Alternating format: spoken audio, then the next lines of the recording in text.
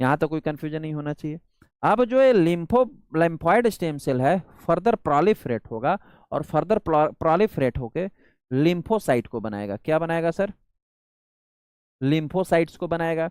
अब इस लिम्फोसाइट से जो है वो लार्ज लिम्फोसाइट्स भी बनते हैं, स्मॉल लिम्फोसाइट्स भी बनते हैं, और नेचुरल किलर सेल भी बन सकते हैं, इनके सेल भी बन सकते हैं। अब जो कॉलोनी फॉर्मिंग यूनिट है, इससे ना 3 प्रकार के कॉलोनी फॉर्मिंग सेल्स का फॉर्मेशन होता है। एक सेल बनता है CFUE, एक सेल बनता है CFUGM, और एक सेल बनता है CFUM। ई का मतलब है एरिथ्रोसाइट्स,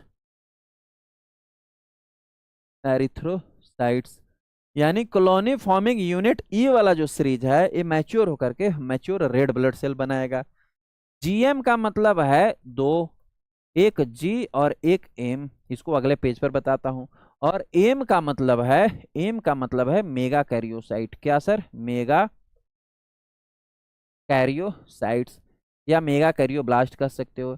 ये मेगा कैरियोसाइट्स या मेगा कैरियोब्लास्ट से फर्दर जो है वो प्लेटलेट बनेगा। क्या इतने सेल बन गया? लिम्फोसाइट बन गया, एरिथ्रोसाइट बन गया और प्लेटलेट बन गया। सब कहाँ बन रहे हैं? रेड बोन मैरो में बन रहे हैं। एक बच गया सर बीच वाला जीएम, CFUGM। ये जीएम्स क्या है सर? 2 टाइप्स के हैं। एक है जी फॉर ग्रैन्युलोसाइट्स, ग्रैन्युलोसाइट्स, और M for monocytes, M for monocytes. Granulocytes से तीनों के तीनों ग्रैनुलोसाइट्स बनेंगे। न्यूट्रोफिल बनेगा, न्यूट्रोफिल्स बनेगा, इयोसिनोफिल्स बनेगा, as well as sir basophil बनेगा, बेसोफिल्स बनेगा। और नेक्स्ट वन मोनोब्लास्ट कह सकते हो या इसको मोनोसाइट। मोनोब्लास्ट से जो है वो मोनोसाइट का फॉर्मेशन होता है। अब सारे के सारे ब्लड सेल्स का कुछ इसी प्रकार से फॉर्मेशन होता है। इसका स्क्रीनशॉट ले लो, अपने नोटबुक में लिख लो या जैसे लिखना है लिख लो।